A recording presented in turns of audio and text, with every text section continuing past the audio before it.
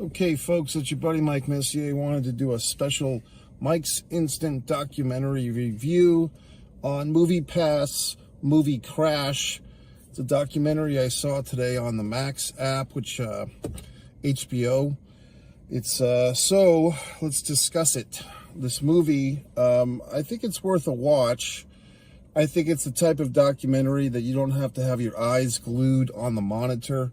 I say this from experience. I was doing my own thing on my computer today, and this Movie Crash was a nice background fodder on my second monitor, my second computer. Now, that being said, I did catch myself several times pausing and rewinding to catch little moments that I thought were vital to the story.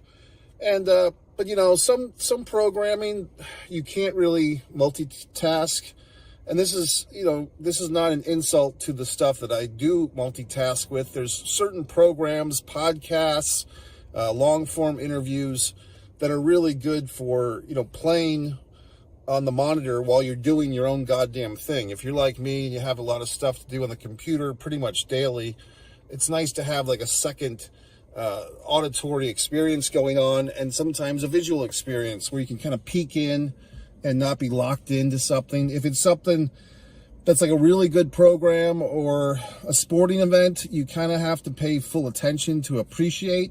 But things like talking head documentaries and podcasts and Shannon Sharpe talking to somebody, you can have in the background, you know what I mean?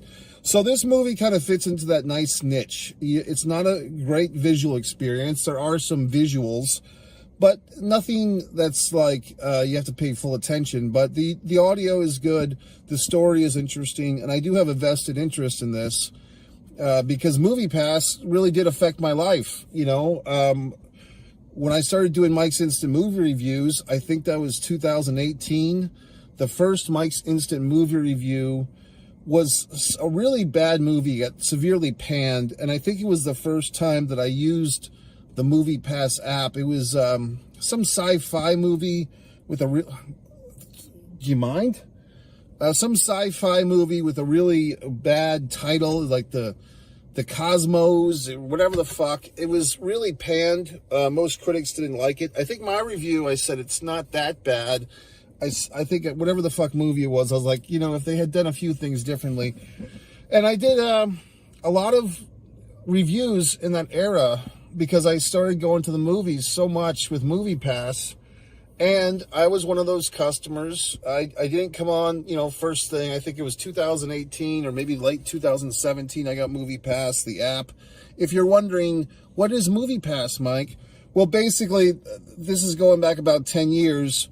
And that's what the documentary tells you if you missed the boat on MoviePass. It was an app. It was a paid service where you'd pay a monthly fee. First, it was like, I think, $49. Then it got reduced down to $10, and they had other prices in between. And basically, you could see, with some asterisk, every movie you wanted for the month in the theater. And basically, the people that made this app, the idea was they were fronting you, they were purchasing your ticket for you, and they were losing money. Their business model is pretty screwed up because they were like, we're going to lose money for 2 or 3 years, but we're going to get it all back selling the analytics. Like, basically, once you're using the app, you're, one of those terms and what are the fucks? The terms that we all like sign, we all push the little button, but we don't read. Well, I guess the terms were you're giving up all your information, all your movie-going habits, blah, blah, blah. You were giving to this app, to this system, so they could foster your information, and you'd be part of the machine for these app designers to sell your info to whoever the fuck, to film advertisers, most likely. Now, here's the thing. That business model wasn't particularly going to work because by the time they got around to selling all these analytics, this company was losing fist over ass because the movie chain theaters weren't really going along with it, and the film distributors had nothing to do with it. It's almost as if these the MoviePass creators had to reach out and try to play nice with the movie theaters, and that's kind of where part of this gets these guys into trouble, because the original two guys, like the guy who created this thing and his first business partner who really believed in that guy's vision. I think the first guy's name was Stacy. I can't remember the other guy's name. But basically, they were two, shall we say, African-American gentlemen, and they felt like, if I followed the story correctly, if they felt like, hey, we're not getting taken seriously, we kind of need someone with better connections, someone to get our foot in the fucking door. Although both of these guys were very good businessmen. One was like the science guy, the smart guy, and the other guy was like smart with business and raising funds and stuff. But still, they found this, elder white guy, and they're like, well, he can kind of help us get to some of these other elder white guys and get some money here. And it worked, but unfortunately, that old white guy they pulled in like another middle-aged white man, and then they fucked over the two black guys. Like, basically, they pulled a power play, and the two white guys wanted to be like fucking, two wild and crazy guys and go to Coachella or whatever the fuck and party with bikini models and party with 20-year-old chicks, and they screwed over their buddies. They fucked them in the ass, okay? So then it becomes like, oh, I didn't know that, because the two white guys, and I remember one of the white guys was always talking about MoviePass. They became like the spokesman for the company. They were like, oh yeah, we created this. They basically were not giving credit to the proper guys, even though the proper guys had already been on television and stuff. You know what I mean? So it's interesting, because all this stuff has happened within the last 10 years. This is 2024 that I'm watching this doc.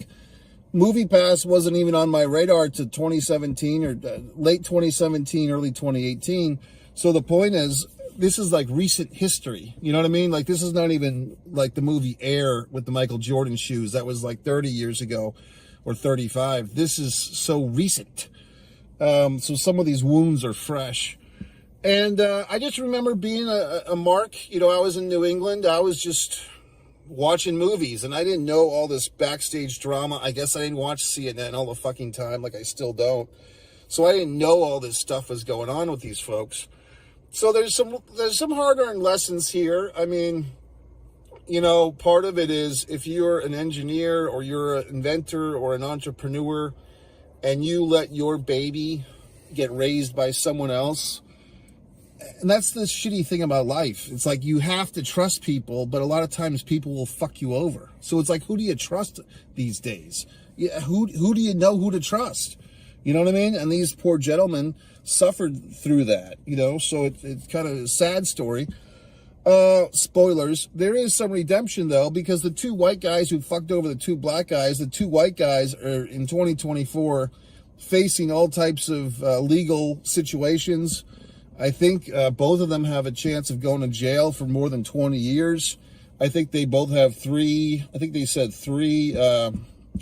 antitrust or whatever the fuck, pending lawsuits against them, I think by the feds, and they could serve hard times, if you would.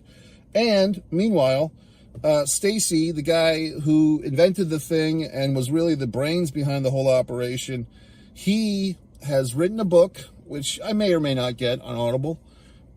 He has actually bought MoviePass, the remnants, and he's brought it up to a point where the company's actually making money, because this is what happened basically. And this is one little nuance the doc did not go into, not by my memory. The model of a subscription-based movie plan, for film goers, that idea that Stacy came up with, whatever his last name is, began with an S. AMC theaters have taken that idea and run with it. Regal Cinemas have taken that idea and run with it. I have both of those subscription plans. Cinemark has a much less involved movie plan, which is good for people that don't go see a lot of movies, because you only pay like $11 for one ticket a month. And if you don't use your one ticket a month, it carries over. And if you want to see more than one fucking movie a month, you get a discount on the price. So that's a good one, the Cinemark. So all these plans are really good. And an asshole like me sees all these movies for a fraction of the price that I would have paid. I mean, back in the day, my mother used to purchase me as gifts these AAA things, which I think are still available if you're a AAA member. you can get like these discount movie ticket things. So those are good, but you know, in this day and age, everyone's trying to save a dollar, all that horse shit. But, you know, get yourself a goddamn subscription to the theater, and we can all thank this gentleman, Stacy, for it. So thank you, Stacy. Because of you and your ingeniousness, I've gone to all these movies, and all these fine folks out here have enjoyed Mike's Instant Movie Reviews for 5 or 6 years now. You might be saying, well, gee whiz, Mike, I want to watch every single Mike's Instant Movie Review there is. Well, you can start right here on One Mike Messier, and then you can wander over to One Pro Wrestling and Sports Fan, because the archives are on that channel, because that channel used to be subscribed to Mike Messier YouTube channel. And then I broke up my own little dynasty on that channel to provide you with this One Mike Messier. There is One Man and a Camera Films, which has my TV show Messier Mantra and all of my wonderful programming, my wonderful short films, my wonderful feature film Blood Sugar Sedace. That's One Man and a Camera Films. And then, of course, the One Pro Wrestling and Sports Fan has all the remnants, and as well as my pro wrestling and sports takes. Recently had a big UFC thing. Justin Gaethje getting poked in the eye was a controversial one, and so forth. So I do say this is a good documentary. Is this a great documentary? I don't think so. I mean, I think this is they did, you know, when I say that, it's because the story in some regard is pretty straightforward. If you remembered something called Capturing the Friedmans from like 15 years ago, maybe even longer than that, that movie had like a big swerve in it, that documentary. There's been other documentaries that have like a big reveal or a big change, or like, oh my God, I can't believe that. And then, you know, true crime podcasts are actually kind of the master of that, where you think you're hearing about one loser or one criminal, and then like halfway through, but that person was innocent and this other asshole killed somebody. So then you're like, oh shit, I never thought that the post office guy was the killer instead of the school bus driver. You know, so all these things, this fucking documentary is not like I mean, we know that the white guys are going to fuck over the black guys. I mean, you know, we're Americans. You know, we've heard that song and dance before. So there's not a whole lot of surprise in this thing, but it's still, you know, it's a good documentary.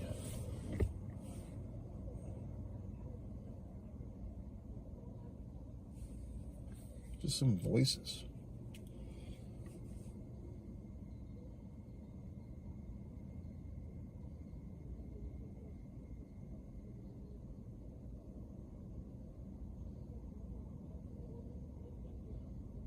Okay, folks, I think it's okay. It seems like there's some type of discussion going on in this parking lot. Anyway, yeah, so folks, the doc is fine. Movie Pass, Movie Crash. You know, like I said, I am indebted to Stacy and all his wonderful colleagues, because I've enjoyed all these movies for the last 5 or 6 years at a fraction of the price.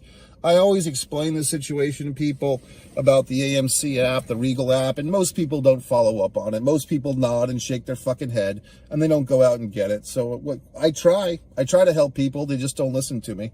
Story of my fucking life. But I would say this.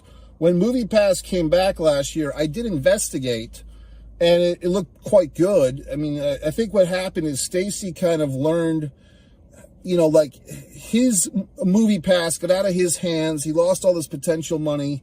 He bought the company back, you know, and in the meantime, Regal, AMC, they all kind of perfected the system. You know what I mean? Like, they perfected the system that he created. They perfected the business model. So Stacy was able to kind of learn, and they don't go into this in the doc. I'm assuming this is what happened. You know, because in the meantime, since Movie Crash has been on the fucking sidelines, the Regal app, the AMC app, Cinemark app, I'm sure there's other theaters that do this. Showcase Cinema in Rhode Island did this. They've all put their spin on it, like the subscription model. So then Stacy's able to say, okay, what's working for these assholes, and then perfect the system. But I think all these theaters should give this guy a little, you know, Christmas present or whatever the fuck, because he did this. So good for him. MikeMessier.com. I have to investigate. I don't like what's going on in this parking lot.